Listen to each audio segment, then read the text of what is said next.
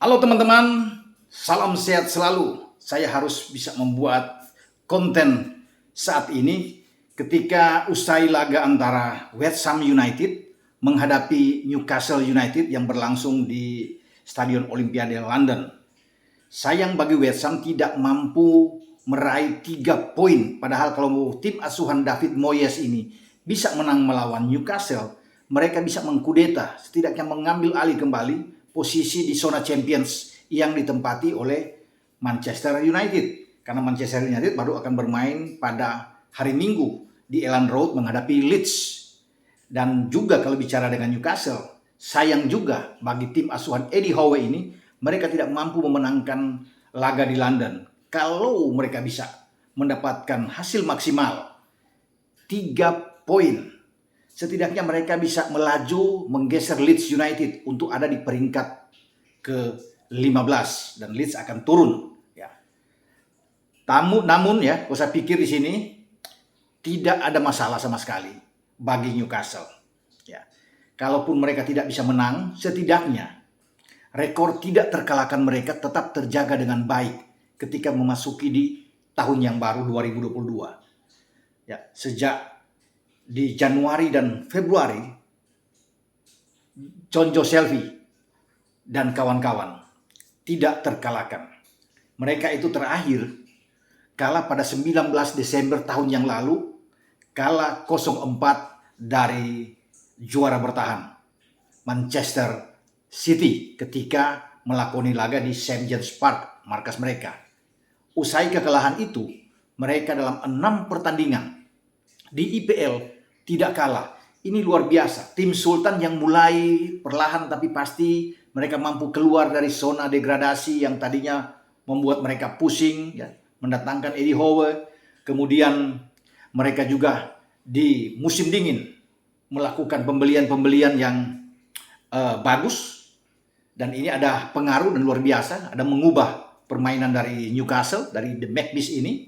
Mereka mendatangkan Kieran Trippier, kemudian mendatangkan juga Chris Woods dari Burnley. Trippier kita tahu bersama dari ATM, ya, Atletico Madrid. Mereka bisa mendapatkan Bruno Guimaraes dari Lyon, mendapatkan 2 pemain belakang yang sangat vital, ya, Dan Burn dari Brighton dan juga dengan Matt Target yang diambil dari Aston Villa. Ini sudah cukup buat mereka. Dan kita bisa melihat, ya, ketika bagaimana mereka mampu menahan Manchester United 1-1. Kemudian bermain imbang 0-0 menghadapi Watford. Ya. Setelah itu, mereka bisa meraih 3 kemenangan. Memukul Leeds dengan 1-0, akan bermain di Leeds. Kemudian mereka menghajar Everton dengan 3-1. Kekalahan atau debut yang tidak mengenakan bagi pelatih Frank Lampard di IPL ketika mereka harus kalah di St. James Park dengan 3-1 dari Newcastle. Kemudian bagaimana Newcastle bisa mengalahkan Aston Villa? Lagi-lagi pelatih seperti Steven Gerrard tidak mampu bisa menghadirkan kemenangan di St. James Park dan mereka kalah. Mengakui kehebatan dari Newcastle. Sampai kemudian mereka bisa menahan imbang West Ham United di London. Mestinya mereka bisa menang. Karena kan kalau lihat di statistik mereka itu bagus di asuhan Eddie Howe ini. Ya. Mereka bisa menembak 14 kali percobaan menembak, ya, sepanjang pertandingan. 3 on target memang. Kita lihat dengan West Ham hanya 11 percobaan menembak dengan sama-sama 3 on target. 53% penguasaan bola, ball position yang dilakukan oleh Newcastle dan 47% penguasaan bola dari West Ham. Kalau kita bisa melihat bahwa di London ini stadion yang dipakai oleh West Ham ini sangat angker, ya. Disinilah Liverpool merasakan kekalahan pertama pada musim ini ketika kalah dengan 3-2 dari West Ham. Sama juga dengan Chelsea dipukul 3-2 bermain di Stadion Olimpiade London. Jadi memang kuat West Ham kalau bermain di kandang. Namun menghadapi Newcastle mereka mendapatkan kesulitan. Sulit untuk bisa menembus, ya, untuk bisa mencetak gol ke gawang Dubravka, penjaga gawang dari Newcastle. Lini belakang dari Newcastle bermain sangat disiplin, sangat rapi sekali. Memang tidak ada Kieran Trippier, ya, pemain mereka yang pada pekan ke-25 mencetak satu-satunya gol ke gawang Aston Villa. Ya. Dia tidak ada, ya. Namun Emil Krafth yang menggantikan posisi Trippier ini bermain oke. sangat bagus. Dan ini menyulitkan bagi pemain-pemain West Ham, termasuk Michael Antonio yang berada di depan, Jarrod Bowen, Said Benrahma yang ada di lini serang mereka, gelandang serang mereka, Pablo Fornals, ini tidak mampu bisa menembus pertahanan yang sangat kuat yang dibangun oleh pemain-pemain Newcastle. Kalau ada Krafth di kanan, Target bermain di kiri. Di tengah itu memang tidak ada back tengah, yang ada di bangku cadangan Jamal Lascelles ya. Tapi di sana ada Fabian Schär yang bermain sangat baik. Ya. Bagus ya, bermain dengan Dan Burn di center back Newcastle. Di tengah juga dipimpin oleh Jonjo Shelvey, main sangat oke. Joe Willock yang membuat gol balasan setelah mereka tertinggal dengan Craig Dawson, pemain belakang West Ham yang membuat gol dan dibalas oleh Joe Willock. Jadi bagus sekali. Di depan Murphy bermain baik ya. Di tengah juga ada dibantu dengan Joelinton. Ryan Fraser yang bermain dengan posisi 4-3-3, berani bagi Eddie Howe untuk bisa mendukung Chris Woods ya. Jadi oke. Penampilan dari Newcastle 6 pertandingan mereka mendapatkan 12 poin. 3 menang dan 3 imbang. Ini suatu pencapaian yang luar biasa.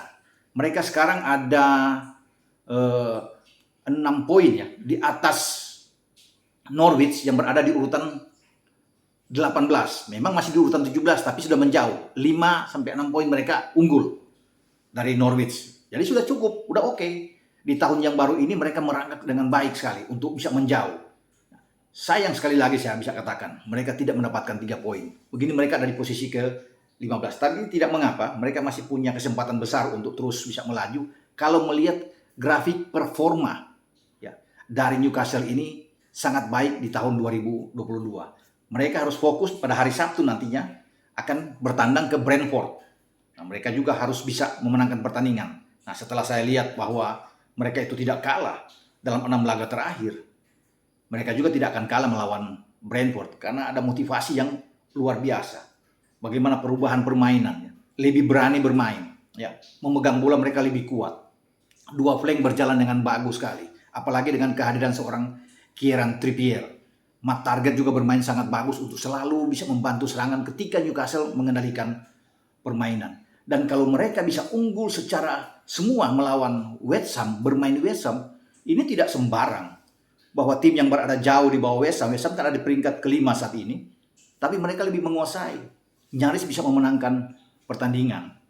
Nah, West Ham juga saya pikir harus berhati-hati karena pada hari Minggu West Ham memang akan menjamu Wolves, tapi Wolves ini bisa mendatangkan kejutan untuk bisa mengalahkan juga mereka atau paling tidak bisa menahan imbang.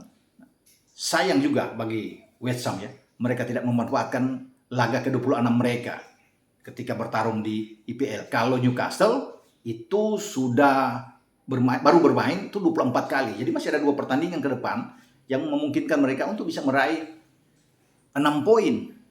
Nah, makanya saya tertarik ya, untuk bisa membahas, membedah dengan kekuatan yang ada di Newcastle ini.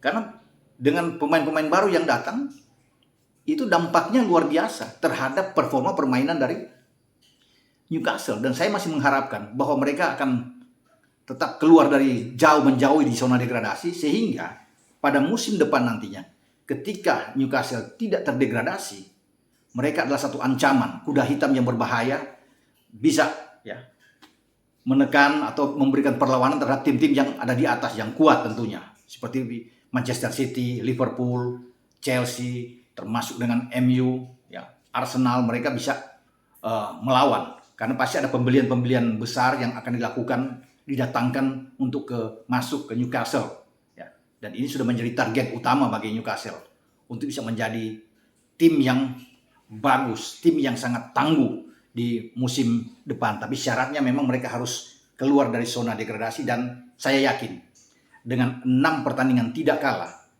sekali lagi dengan 12 poin yang mereka dapatkan, mereka tidak akan terdegradasi. Akan sangat kuat tim ini. Sampai di sini pembahasan saya dengan bagaimana Newcastle tampil luar biasa di tahun yang baru ini.